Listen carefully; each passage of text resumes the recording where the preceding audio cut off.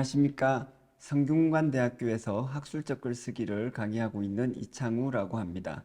오늘 이 시간에는 수학을 인문학적으로 이해해 보는 시간으로서 수학은 만물의 도이다 라는 제목으로 강의를 해보겠습니다.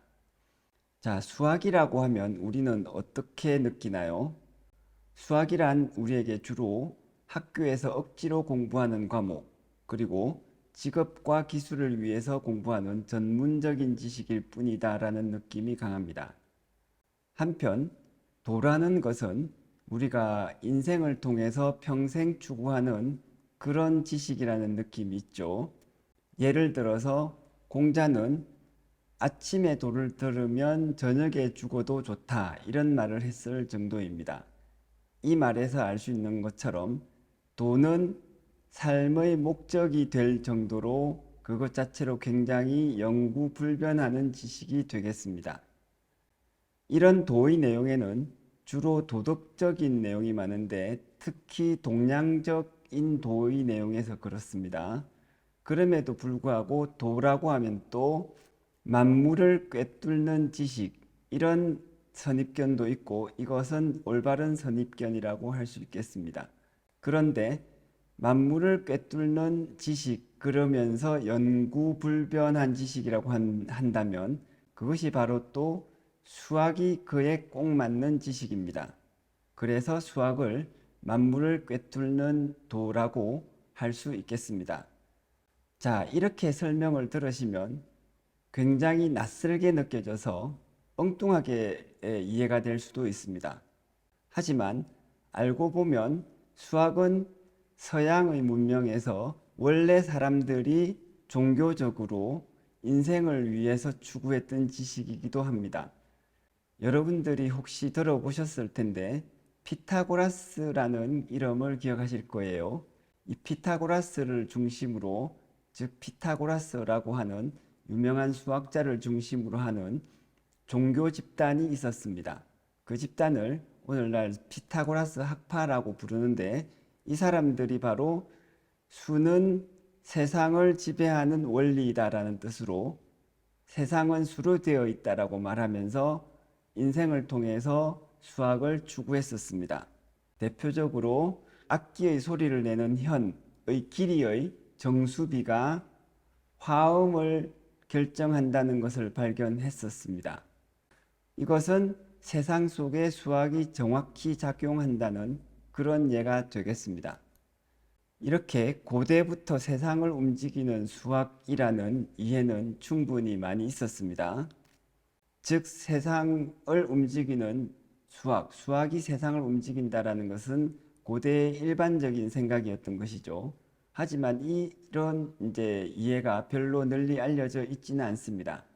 그러나 유명한 몇 가지 사례에서 우리는 이것을 알 수 있는데, 한 예가 3대 작도 문제라고 알려진 일화입니다. 고대 그리스의 섬 중에 델로스라는 섬에서 전염병이 크게 돌았었습니다. 그래서 사람들이 이 전염병을 퇴치하기 위해서 노력을 했으나 잘 안 되니까 아폴론 신전에 가서 기도를 했었습니다. 그리고는 신의 지시를 얻었죠. 그 지시의 내용이 뭐냐 하면 정육면체로 되어 있는 신전, 그 신전의 부피를 정확히 2배로 늘리면 전염병이 없어질 것이다 라는 것이었습니다. 그래서 사람들은 급히 정육면체, 즉 큐브 모양이라고 생각하시면 되겠습니다. 그 큐브 모양의 정육면체 신전의 각 변을 2배로 만들어서 급히 만들었습니다. 그렇게 제단에 올렸는데도 전염병이 사라지지 않았어요. 왜 그랬냐 하면 각 변을 2배씩 하니까 육면체의 부피가 8배가 된 것입니다. 그래서 사람들이 고민하기 시작을 했습니다.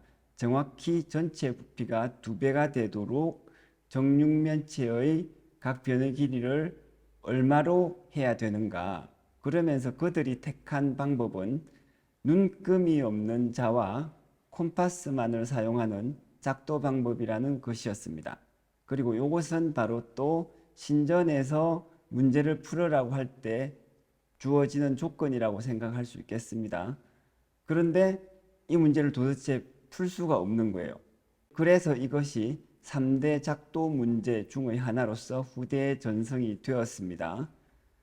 자, 이것도 이제 우리가 수학을 공부한다고 흥미를 가진다면 어디선가 듣게 되는 이야기 중에 하나이고 많은 분들에게는 아마 친숙하실 겁니다.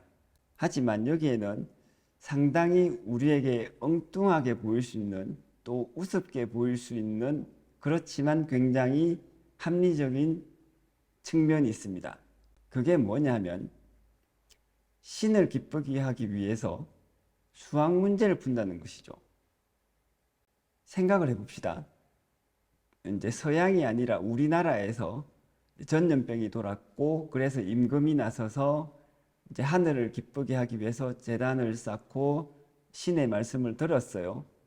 그럴 때 임금이 주로 뭐라고 하겠습니까? 아, 저희 덕이 불충하여 우리 국민들이 이렇게 괴로워하니 제발 이제 통촉하시옵소서 하면서 이제 재물, 식량 같은 것을 바칠 수 있겠죠. 그런데 임금이 그렇게 하지 않고 제단에서 수학 문제를 풀고 있다고 생각을 해봅시다. 참 웃기지 않겠습니까? 바로 그리스에서 3대 작도 문제에 나오는 이 일화가 바로 딱 그것을 말하는 것입니다. 하지만 이것이 서양에서 원래 가지고 있던 수학에 대한 이해입니다. 그리고 이것이 사실 알고 보면 현대적인 합리성을 가지고 있어요. 예를 들면 기후변화 때문에 흉년이 든다, 가뭄이 든다, 이 문제를 해결하기 위해서 지구과학자들을 모아서 이제 대책을 마련하는 것이 가장 합리적이겠습니다. 수학적인 모델로서 이 문제를 어떻게 해결할 것인가를 과학적으로 연구를 하거든요. 즉, 세상을 바꾸기 위해서 옛날 말로 하면 신을 기쁘게 해서 전염병을 없애기 위해서, 흉년을 없애기 위해서 수학 문제를 푸는 것입니다. 그리고 이 사고방식이 현재 우리의 물질 문명, 디지털 세계까지 지배하고 있는 올바른 수학의 이해라고 할 수 있습니다. 그러면 수학이란 무엇일까요? 아주 복잡한 숫자를 2345 곱하기 3378만 2544는 얼마일까? 이런 복잡한 계산을 순식간에 해내는 사람. 한때는 이런 사람이 수학의 천재로 이제 데스터필 되기도 했습니다. 아주 한 3, 40년 전 TV에는 이런 사람들이 나와서 묘기를 부리면서 이제 많은 국민의 관심을 받기도 했죠. 하지만 이런 사람들이 유명한 수학자가 된 사례는 거의 없습니다. 왜 그러냐 하면 수학은 그런 것이 아니기 때문입니다. 그러면 수학이란 무엇이냐? 수학은 규칙성에 대한 학문입니다. 기원전 500년, 즉 한 2500년 전에는 수학은 수에 대한 연구라고 생각을 했었습니다. 하지만 그러다가 한 2, 300년 후에 수학은 기하학이라고 생각하기도 했고, 우리나라로 치면 조선 중후기점인 근세에는 수학이 수, 형태, 운동, 공간, 변화 등에 대한 학문이라고 생각하기도 했었습니다. 하지만 현재에는 수학자들이 수학이란 규칙성, 법칙 혹은 패턴에 대해 연구하는 학문이라고 생각하고 있습니다. 우리도 이제 현재 가장 발전된 수학을 이해하고자 한다면 이 마지막 답에 곧바로 도달해 보는 것이 낫겠습니다. 수학은 규칙성에 대한 학문, 달리 말하면 패턴에 대한 연구라고 이제 기억을 하고 이해를 해 봅시다. 수학이 패턴을 연구하는 학문이라는 것은 유명한 수학자의 어린 시절 일화에서도 잘 나타납니다. 가우스라는 세계적인 천재가 있었습니다. 이 아이가 우리나라로 10살 정도일 때 학교에서 있었던 일입니다. 선생님이 어느 날 여러분 지금부터 1부터 100까지 다 더해보세요. 값이 얼마나 나오는지 하면서 과제를 주었습니다. 아마 그때 담임 선생님께서 바쁘셔서 이 정도 과제를 주고 나면 최소 한 30분에서 1시간 정도 자기가 시간을 가질 수 있지 않을까라고 생각했었던 것 같아요.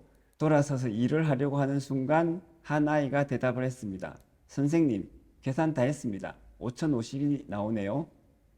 선생님이 놀랐겠죠? 그래서 선생님이 물었습니다. 어떻게 계산을 했니? 가우스가 하는 이야기가 1과 100을 더하면 101이 되고 2와 99를 더해도 101이 됩니다. 이렇게 쭉 50개가 나오니까 101 곱하기 50을 하면 5050이 나와요. 자, 이 일화 속에서 이 답을 들은 선생님이 어떤 표정을 지었을지 저는 참 궁금한데 여러분도 궁금하지 않습니까? 어쨌든 이 놀라운 천재의 생각을 한번 이해를 해보면 지금 보시는 그림처럼 간단히 설명을 할 수 있습니다. 이렇게 수학은 패턴 내지는 규칙성을 이해하는 것이기 때문에 잘 이해하고 그림으로 그렸을 때 복잡한 생각조차도 쉽게 이해할 수 있는 경우가 많습니다. 그래서 그림에서 보시듯이 1과 100을 더하면 101 해가지고 쭉 100개가 나오는데 이 그림에서는 1부터 100까지 더하는 것을 윗줄 하나, 아랫줄 하나 두 번이 되어 있죠. 그래서 반으로 나누어야 됩니다. 그래서 101을 100개가 아니라 50개로 곱하면 5050이 나오는 것이죠. 이 가우스에 의해서 알 수 있는 수학의 본질이란 무엇인가? 자, 가우스가 무엇을 했죠? 숫자를 빨리 계산한 것이 결코 아닙니다. 가우스는 숫자들 속에 있는 규칙성을 파악을 했습니다. 그리고 그 규칙성을 이용해서 아주 빨리 계산할 수 있는 공식을 만들어낸 것이죠. 이것이 수학의 본질이자 가장 중요한 특징이 되겠습니다.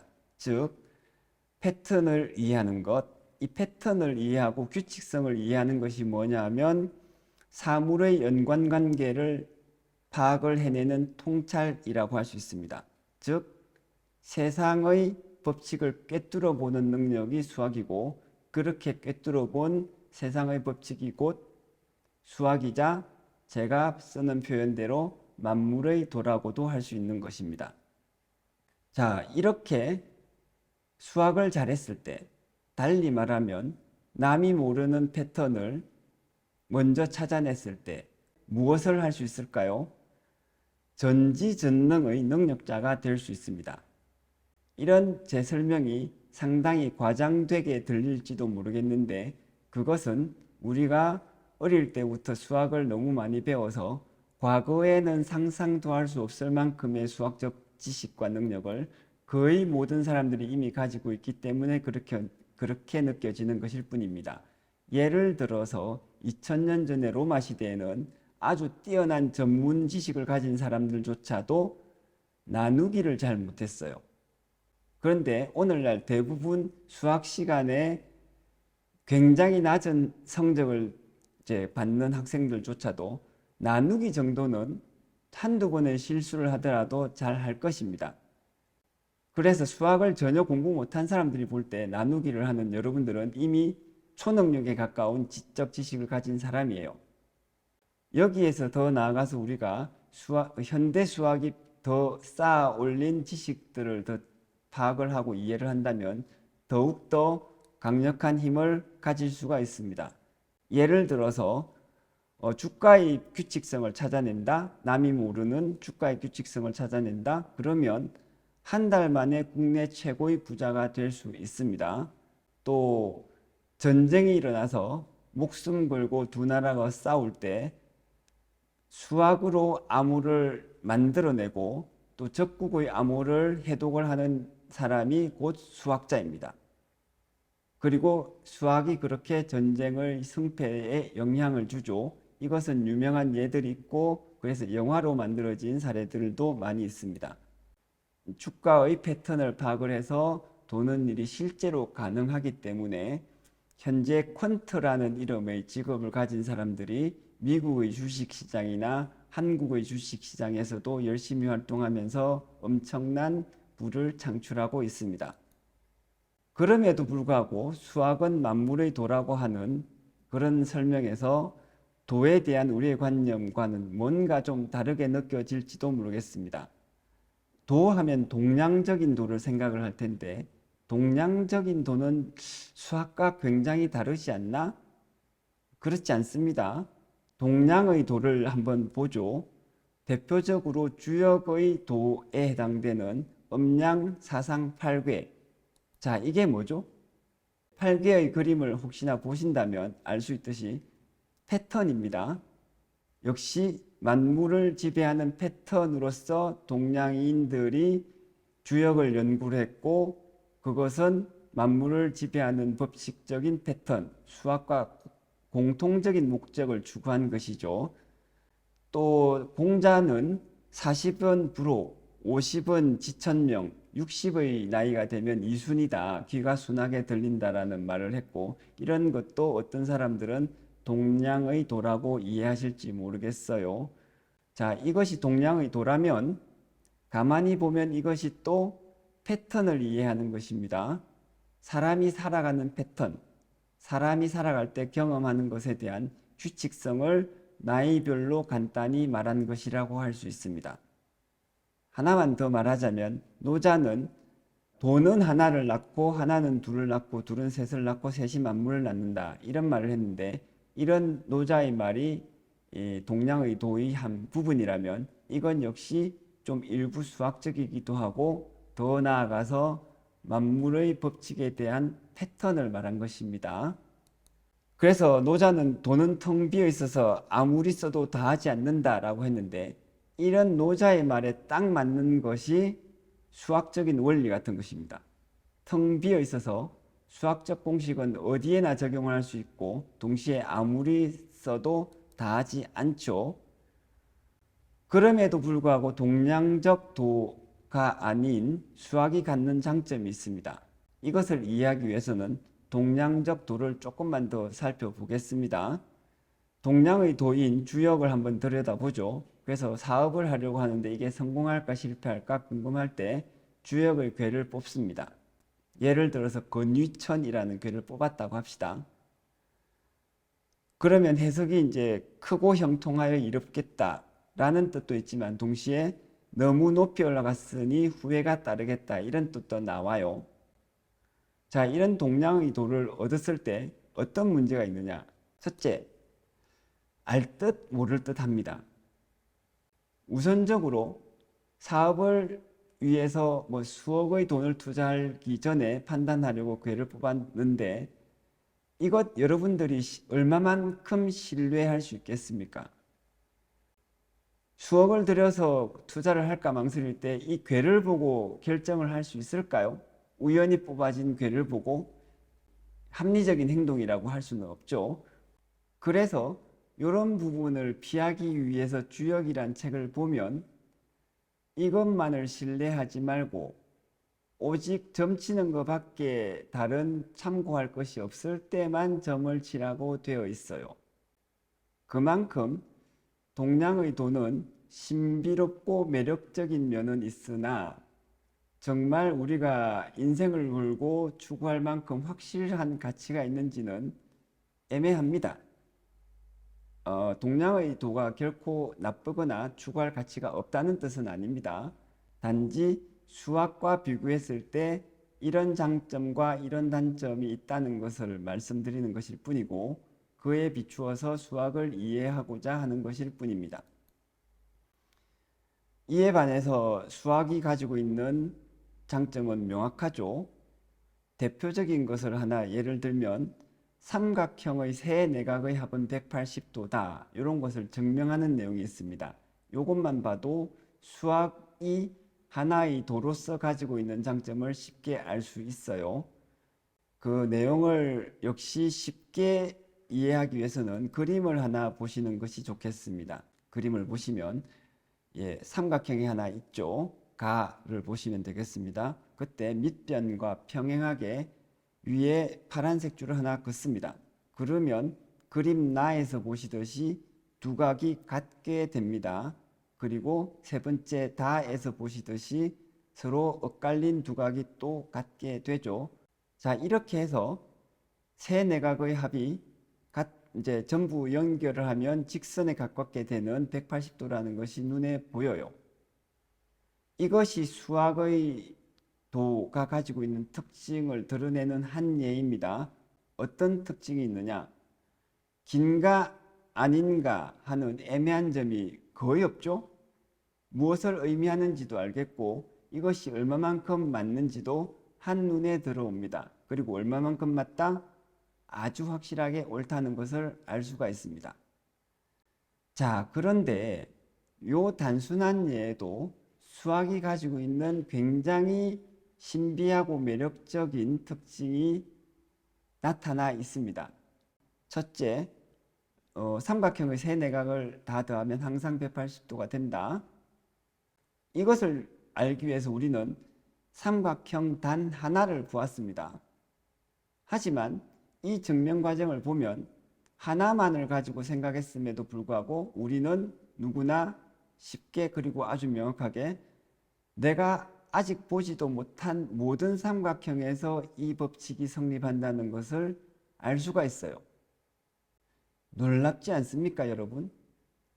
이런 일이 다른 분야에서는 거의 일어날 수가 없습니다. 우리가 인생에서 추구해야 되는 도라면 이런 특징이 있으면 더 좋을 것입니다. 수학의 진리, 수학의 도의 내용은 이렇게 굉장히 필연성을 가지고 의심할 수 없이 신뢰할 수 있는 지식을 줍니다. 신뢰할 수 없는 삶의 지표, 행동의 지표까지도 주는 것이죠. 그 다음에 또 하나만 더 말한다면 수학의 단편적인 지식들이 아주 정교하고 정확하게 결합이 되어서 무한히 많은 새로운 지식들로 연결이 된다는 것입니다. 이것이 체계성이라고 할 수 있겠습니다. 그래서 수학의 특징은 보편성, 필연성, 체계성이라고 할 수 있습니다. 보편성이란 하나에 대해서 증명을 했을 때 그와 관련된 모든 것에 대해서 틀림없이 성립한다. 둘째, 필연성. 매우 명확하고 확률 100%의 방식으로 참이다. 그 다음에 세 번째, 체계성. 모든 단편적인 지식들이 서로 굉장히 정교하게 전체의 하나의 큰 체계를 이룬다. 그래서 공리체계를 보시면 아주 명확한 5개의 공리에서 시작을 합니다. 그 중에 하나가 뭐냐면 두 점을 잇는 직선은 단 하나다, 이런 거예요. 그런 명확하고 누가 봐도 틀림없는 사실들을 출발점으로 해서 이제 증명을 해 나가고 그렇게 축적되고 구성된 체계 속의 모든 수학적 내용들은 마찬가지로 좀 과장을 섞어서 100% 확실한 이제 답 내지는 지식으로서 구성이 되어 있습니다. 수학이 가지고 있는 이런 특징은 굉장히 매력적이고 이점이 큽니다. A는 이제 음양오행의 도를 터득을 해서 길시와 길방으로 가서 복권을 사는 거예요. 그 다음에 B는 수학을 적용해서 복권 당첨률이 가장 높은 방식을 연구를 하고 그 방식대로 복권을 사는 겁니다. 누가 실제로 성공을 하겠습니까? B죠. 그리고 실제 그런 사례들이 있습니다. 네, 이렇게 수학을 활용하는 사람들이 실제로 성공을 하고 그 지식이 변하지 않는다는 것입니다. 이른바 불변의 도이죠. 이에 반해서 대부분의 지식은 시간적으로 조금씩 끊임없이 변합니다. 유교를 예를 들면 춘추 전국시대의 공자, 맹자, 유교와 한나라의 훈고학, 송나라의 성리학, 명나라의 양명학, 그리고 현대 유교가 조금씩 해석이 달라요. 하지만 수학은 그런 거 없습니다. 2500년 전에 만들어진 피타고라스 정리는 지금도 정확히 그대로 교과서에 있고 앞으로도 영원히 변할 수가 없는 지식으로 있습니다. 그리고 이렇게 불변하고 정확한 지식을 가리켜서 많은 학자들이 절대자의 언어라고 표현을 했습니다. 예를 들어서 갈릴레오 갈릴레이는 이렇게 말했습니다. 신의 철학은 우주라는 거대한 책에 씌어져 있고 그 언어는 수학이다. 이제 만물의 도는 만물의 도이기 때문에 만물에 있고 우리가 살고 있는 이 시대에도 있습니다. 그래서 도는 항상 평범한 곳에 있죠. 내가 살고 있는 이 디지털 시대에 수학은 어디에서 작동을 할까? 디지털 문명을 이제 일구는데 꼭 필요한 두 가지를 하나 꺼내 보면 첫째는 컴퓨터, 둘째는 인터넷일 겁니다. 자, 컴퓨터는 어떻게 만들어졌느냐? 튜링 머신에서 출발점을 삼아요. 그 튜링 머신이라는 것이 뭐냐 하면 머신이라는 말이 기계를 의미하기 때문에 사물로 만들어진 기계일 것으로 오해하기 쉬우나 사실은 수학적 개념입니다. 앨런 튜링이라는 수학자가 계산 가능성에 대해서 증명을 하기 위해서 생각해낸 수학적 개념이 그 이름이 튜링 머신일 뿐이에요. 그리고 이 튜링 머신이 이런 식으로 계산을 할 수 있다라고 논리적으로 증명이 되고 나자 나중에 폰 노이만이라는 물리학자가 그것을 실제 컴퓨터로 만드는 방법으로서 설계를 했죠. 그리고 오늘날 우리의 책상 위에까지 수학과 컴퓨터가 같이 하나로 연결되어서 와 있습니다. 인터넷은 어떻게 가능해졌느냐? 역시 수학의 이론 중에 하나인 정보 이론이 이제 완전히 정리가 되고 나서 그 이론을 바탕으로 디지털 통신 기술을 개발할 수 있었고, 그래서 인터넷이 가능해졌습니다. 뒤집어 말하면 수학이 없었으면 컴퓨터와 인터넷 지금도 있을 수가 없습니다.